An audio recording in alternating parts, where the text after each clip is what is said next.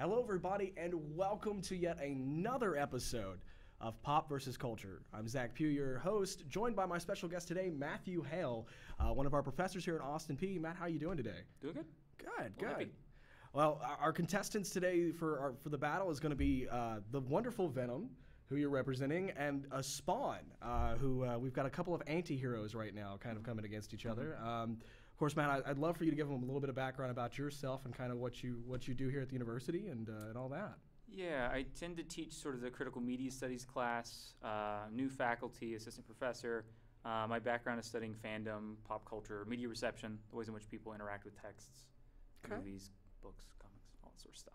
All right, sweet. Yeah, I know we talked a lot about the cosplay type stuff, and with Venom, he's a big character. You know, have you ever seen anything like that in Atlanta or anything like that? I do. Venom's hard to cosplay, I've noticed. I mean, people will tend to do like the morph suits and then paint with like body paints or something over like that. I've seen a few Carnage which is hard to pluralize. Yeah. But I've seen a few of Carnage. But Venom's difficult. More people in armor, but not Venom. Okay. And no Spawns. I've never seen a Spawn. I don't think I've seen a Spawn either. Point in my column. Yeah, I know. That's going to be it. Well, let's go ahead and get straight into it. I'd love to hear more about Venom himself, you know, origins, or who you kind of went with this, and just kind of all around about the character. I'm 32. I've loved Venom probably, I don't know, most of my life, probably 20 years. I've probably been associated and loved Venom and liked him for a long time. I think what drew me to him was the stark black-white design. You know, there's something about that black-white design that's kind of contrasty. I also like, he didn't really begin with kind of the long tongue thing, but as the tongue got longer into the early 90s, I found that kind of fascinating. It reminded me of Xenomorphs. Yeah. In a kind of alternate timeline, he has sort of like acid blood, and that's weird. They don't do much with that, but I thought that was interesting. I also thought it was interesting that he's, you're kind of following the alien bit, and it can transfer to different hosts. So Venom is a symbiote from the planet Clintar, and he's one of those characters where we get more backstory the longer, like he comes into being, we don't know too much about him, then we get some more of his background. Yeah. And we find a little bit more, and it becomes more complex. I'm not sure if I'm really into the whole Clintar alien race weirdness that's happened. I don't know all that much about that because it's recent and it's odd to me. Not bad, just new to me.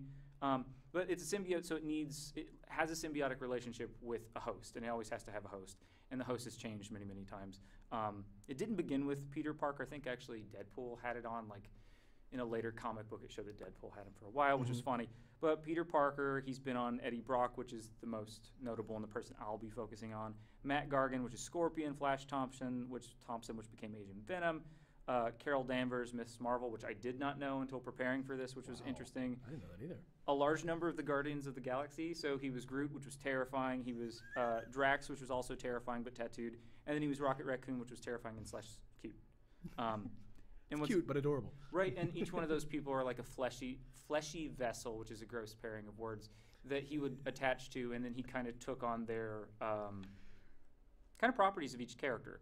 And that's one of the reasons I think he would do well in this, and he's interesting, is he molds to whatever being he's attached to, takes on their memories, some of their abilities. So in theory, he could, I don't think it's an infinite number of powers, but I like the fact that he's kind of like in more than one way silly putty.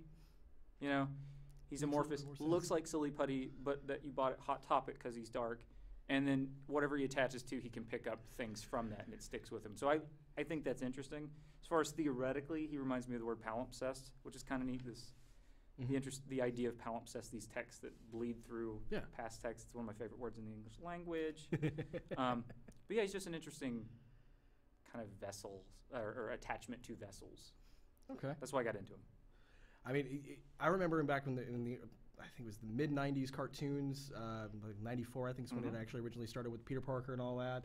I always remember the opening scene of the six-armed Peter Parker, which was always terrifying as a younger kid. So that's how I remember Venom being, and he was kind of this villain and this not really an anti-hero. And then after a while, he morphed into that anti-hero. And I know you've got some stuff on the timeline. I'd love to hear more about that. Yeah, so a little bit of history on Venom. I'm going to look at my notes, camera folk. So 1984, Secret Wars number 8, Spider-Man discovers this kind of mysterious round ball of goo. It produces a black and white costume. It was produced by Jim Shooter and Mike Zeck, if I'm pronouncing that correctly. I haven't heard of him as much. Based upon a design which is really interesting. There's just this recent story that came out. A design submitted by a fan of Spider-Man named Randy Schuler. And he was basically just entering in a design and an idea for aspiring comic creators, artists, storytellers. Really interesting design. It was influenced, I think, by Spider-Woman's costume. So anyway, Spidey touches this black ball. The goo gets on him, and he realizes after a little bit of time that it's sentient. It's not a costume. It has a kind of entity or agency. Has some weaknesses. Sonic sort of devices, audio at certain frequencies bothers him. He gets it off, and then it flees and gets over to Venom. Venom exists in 1988. That's when we get him. Amazing Spider-Man number 299. And that was co-created by Todd McFarlane and David Michelinie. But it wouldn't be until 1993, there's a 6-issue run of Lethal Protector, that we kind of learn the backstory of Eddie Brock, the motivations, why Venom is what he's doing what he's doing. And the thing that I find interesting about Brock and the symbiote is they have memories. And so the symbiote was attached to Spider-Man. He kind of liked and molded with him, like the silly putty idea. And then he kind of breaks up with him and then ghosts him in a way. And that hurts. Then becomes an abusive, abusive person later. And I like that this little ball, this little goo thing has feelings and that sticks with it. I don't know what its gender or if it didn't. I don't know if they have genders, but it sticks with it. What happens with Eddie Brock? He was a reporter. He kind of catches his big break saying, hey, there's a serial killer. He's a reporter. He says, hey, here's this person. I've exposed them. Spider-Man then catches the real killer. Brock is in turn disgraced. He kind of loses everything in the cartoon. I really vividly remember this. He's like, he cost me my job and my girlfriend and my apartment, and then he says other things, but I like that he all of his life comes crashing down, all because of Spider-Man. He and the symbiote link up, and then that bond of hatred for the same person creates the... and they become kind of BFFs. It's not all happy and, lovey. It's not a positive relationship in all aspects. It's really complicated and often kind of abusive. That seems to be the history of the symbiote. It's not a pleasant experience, it seems, to have it on you all the time. Sometimes it seems great, but sometimes it's out of control and it has a mind of its own. And basically over the next 30 years, I'm focused on Brock, but on like the next 30 years, it connects to all those people and more and kind of mutates and it spawns off Carnage. And like it does some interesting Anti-Venom, yeah. Which your silly putty idea might explain the color of Anti-Venom. Exactly right. And the cartoon, the 1994 cartoon. The reason I got into Venom originally, I think the first time I ever saw him was the opening of the Spider-Man with the Joe Perry soundtrack. Oh man, way to go, Joe Perry! Shout out to Joe Perry. But anyways, it's cool. It shows these two symbiotes and they're symbiotes and they're trying to eat. They eat Peter Parker. And I just remember that imagery was really weird and interesting and kind of surrealist. And then I got into the comics. And my grandmother bought them for me at a Rite Aid in the middle of nowhere, Kentucky, not knowing that they were very violent. Like they were not really geared toward, my age. I was 8 probably or 9. So I didn't tell her that. And then Maximum Carnage, the video game. I had that on Sega Genesis. Oh, man. And it was great. Oh, that game. Memories. Random memories. It's great. Can I mention 2 things? Sure, yeah, go ahead. Topher Grace, Spider-Man, number 3, 2007. Odd choice because one of the signature sort of characteristics about Venom and what, in terms of media reception, bothered folks. Topher Grace is kind of like me. He's a petite little lanky guy. He's not a kind of beefy, muscly mass dude, which is what Eddie Brock is. He's a big dude. It's not Tom Hardy. Right, exactly. Yeah. So Tom Hardy in 2018, I think in October, that's kind of closer to the ideology or the image that we have of what Venom ought to look like. He's a big dude. I gotta ask, did you watch the Venom movie? I haven't seen it yet. Some faculty went, and I was sick, and then I need to watch it, and then I have had no motivation to do that. So at some point I will. End of time, right? Yeah. Well, the only other thing I think that we've got to cover for Venom, of course, is kind of the weaponry or the powers that kind of comes with him. Obviously, being linked to Spider-Man, you get those type of spider-like powers. Yeah. So I figured you had a couple of things you wanted to explain for that as well. Yeah. I mean, the first one, it's always interesting. Superhuman strength. It seems like lots of people that get that right. It's like the superhero or villain calling card? Yeah, well, I guess Mr. Glass doesn't have that, Like, there are superheroes that don't have that power. But super strength, agility, durability, speed, he's faster. And it depends on which version that you see. Ability to cling and climb to most surfaces, organic webbing that comes out of his little, knuckle hand thing, shape-shifting camouflage, he's regenerative healing factor, he's got the long teeth and the claws. And then in one iteration, in preparing for this, I didn't know this even though I liked him, apparently one person suggested that he had venomous, he was venomous. Yeah. Which makes sense, but I never thought. I just thought, well, he'll bite you, and that would be enough. I feel like that was something that happened maybe in the early 2000s. Probably. The venom shifted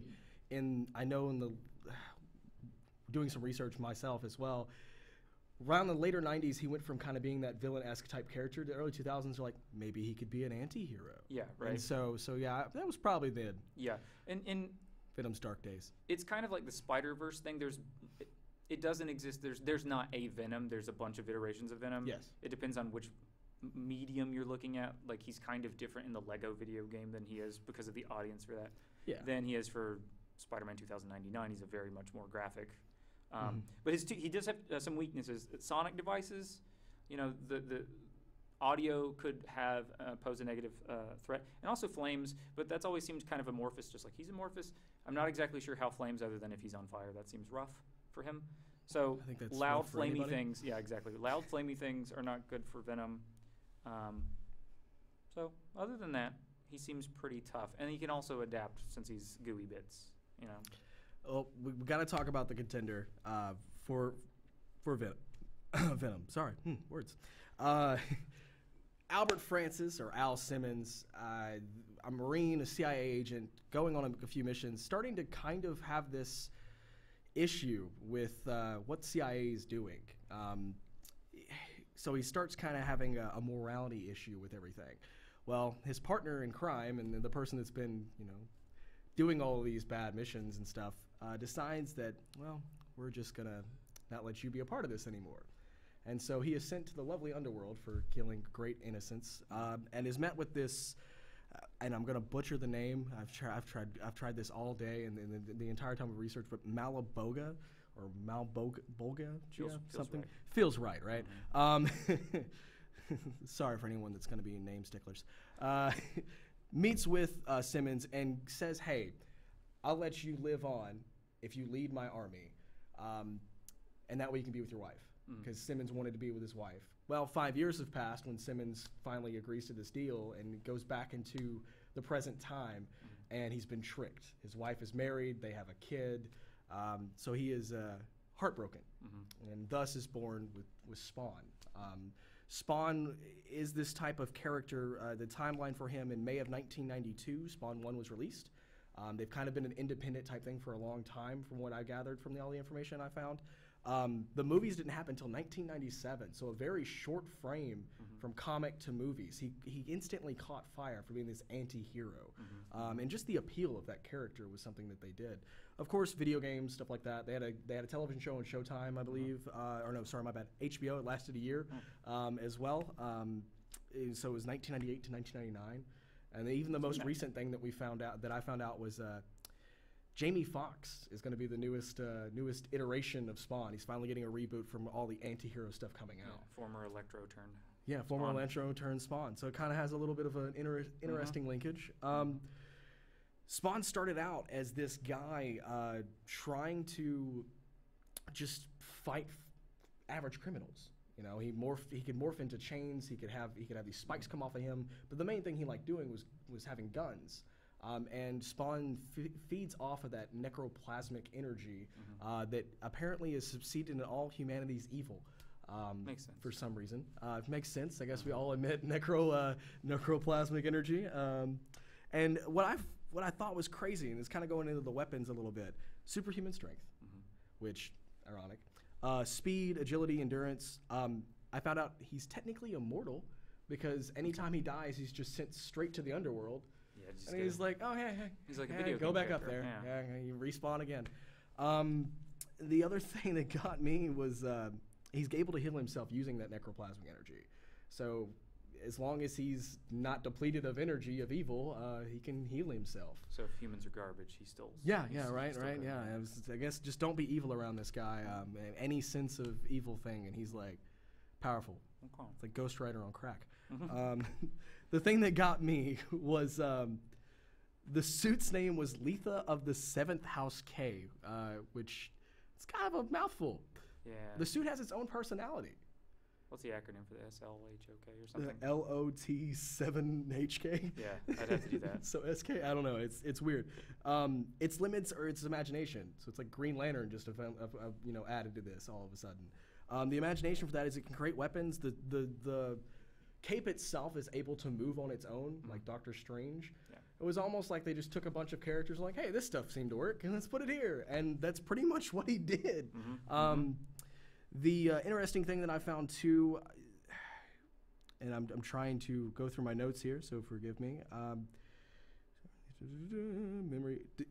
Just the demonic features that this dude had. He wasn't exactly, cute and cuddly. No, he's at very all. serious. He's very serious. Targeted towards adults. Yes. Both of the characters are actually right. They're not children-targeted. I would agree with that. Right? I would agree with that. So Spawn, originally trying to lead the army, was agreeing to the terms. Eventually, Violator appears, reveals himself to Simmons, and propose the purpose of his resurrection, and tells him, "Hey, you're going to lead this army, whether you like it or not." And they start fighting each other. Violator, who was played, I can never remember the actor's name. John Leguizamo? Yeah, I think that's actually who it might have been. He's just recently got a new Netflix special. So Good for him. Yeah. So, Killing it. yeah. I always remembered him as Flea. It was from another movie. The Bass player Flea? No, he's Oh, like the character name was Flea. Because he's been in a few movies. He's been in a few movies, yeah. But I'm trying to remember the one of the characters' name was that. Oh, but anyways, so he is the Violator in the movie, obviously. But in the comics, they kind of morph it around to make him look similar to the character from the movie. And they fight each other, and then Malboga comes up and says, "Look, stop. Let's not do this. You guys should be on the same team." And then eventually Spawn fights them. Spawn not only overthrows the entire underworld, but also overthrows the entire All of great existence. above. Yeah. Which was, I found very interesting. I'd never even thought about this dude doing this. And then after a while just says, "You know what? I'm tired of having these awesome, amazing angel-like powers. Let me just give them back." So yeah, he said, "I'm done being a god, so let me just do this instead." So he went over to that. Probably tapped into his 401k. Maybe just a little bit. Maybe just a little bit. The most interesting thing that I found, the video games. I mean, from '95 all the way to 2013, this character has stayed relevant in a time when not many people pay attention to that character when he's not on TV or anything like that. You have to have someone that has this type of presence that keeps going. And now that this anti-hero stuff has come in, it's kind of interesting. And good toys. The Spawn toys were always. I never had any, unfortunately. So I don't know if I wasn't allowed to have them, but they definitely look like they had more points of articulation and like better sculpt, better paint, and it was clearly like a demonic figure from the underworld, and I would see it like the Family Dollar or something on discount. I'm like, clearly wasn't. Clearly huge. Shouldn't be here. Yeah, exactly. At all. But they were good quality toys, and I think that's one reason his characters had such a resonance in like the adult collector market. Because they were high quality toys and they looked different. Makes sense. They didn't have underwear like on the outside of their pants, like like the traditional trappings of like superheroes. Oh yeah, right? Like so no Superman type stuff. Exactly, yeah, right. Yeah, or the traditional Batman as well. Kind of had that happen as well a couple times before he started wearing pants. Yeah, gotta wear pants. Yeah, gotta wear pants, man. The thing that got me too. So kind of going over his weapons a little bit more here. I mean, obviously the combat training. He's a former Marine, former CIA agent. He shapeshifts. With the cape and stuff, the teleportation allowing him to be able to do that and have the necroplasmic energy and stuff like that. The resurrection thing was interesting. Like I said, he was pretty much immortal. That's tricky to get around.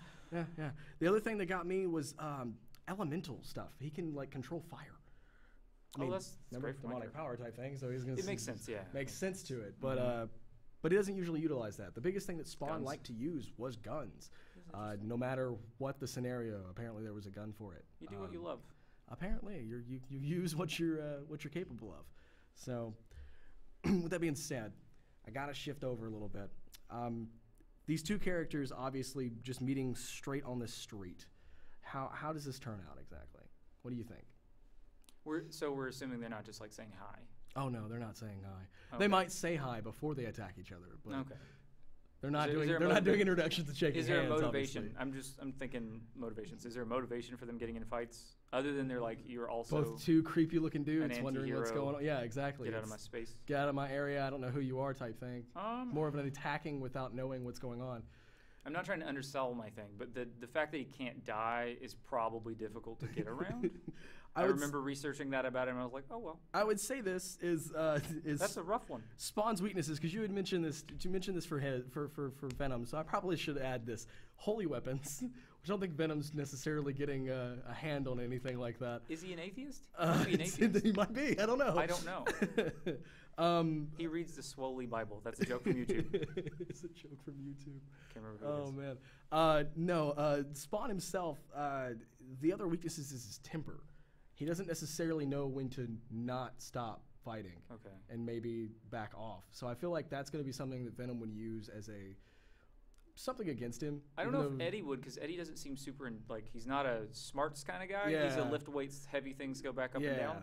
I think. Well, I mean, you might kill Eddie, but then the symbiote could just find someone or something else. The symbiote's eventually going to be like, you know what? You seem really cool. I'm just going to take you over. Yeah, you could destroy the symbiote, right? You could set it on fire. I think in the film they launch it up into space or do something with it. You could do a lot of different things with the symbiote, right? You could do that. I love the iterations they've used in those films. But however, I mean, if you don't destroy the symbiote, it has free reign. So let's say it kills that vessel, it goes to another thing, kills that vessel. It could also just go on to Spawn.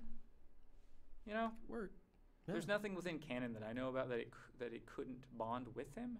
It would more bond with Letha than it would, I think, with Spawn himself. Yeah, so like maybe they have a wonderful romantic relationship, and then they just realize they need each other. Is that what happens here? What's the guy in the suit's name? Simmons. He's just left alone, and Brock is left alone, and then the two sentient clothing-like objects just decide that they deserve each other. Go to Ross. You know, yeah. I think you're onto something. I mean, that's not really adhering to the fight metal. I feel like I'm gonna root for my guy because I like Venom a lot, but in my heart of hearts, I want their clothing to be best friends and to grow old. They secretly just beat the crap out of each other, and then after a while, they're like, you know what? But like maybe we should just be friends now. But like a slow burn, like Harry Met Sally. Yeah. Like they see each other in a diner in 20 years, and then they realize they love each other. They realize they love each other. But I'm going to say Venom could potentially win, not necessarily Brock. I feel like Brock is probably expendable. I know that the symbiote likes him and has an attachment to him, but it's also kind of jumped from body to body to body, including non-human animals. Exactly. So, and also the giving up all that power is interesting on the Spawn end of things. Yeah. I feel like if the symbiote were able to attach itself to that individual, it might, because it is a psychologically, it has agency. It might be able to not even have to fight its way out, just to convince them, like, do you really want to keep doing this? Yeah. Right? Like, is this really what you want to do with your life? Let's touch that 401k. Let's go to the Bahamas. But seriously, I think it could potentially be an uninteresting fight to witness, and it might end up being psychological rather than. I think as it starts out, it's going to be one of those that's going to be a all-out brawl. And if obviously, that doesn't go anywhere, Simmons is going to resort to gunplay before talking.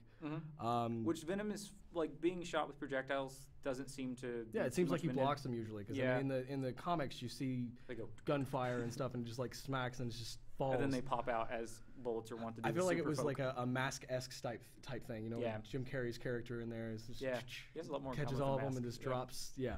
I think that's what would happen. I think if the fire comes into play, that would hurt him. I don't think the gun noise would bother him.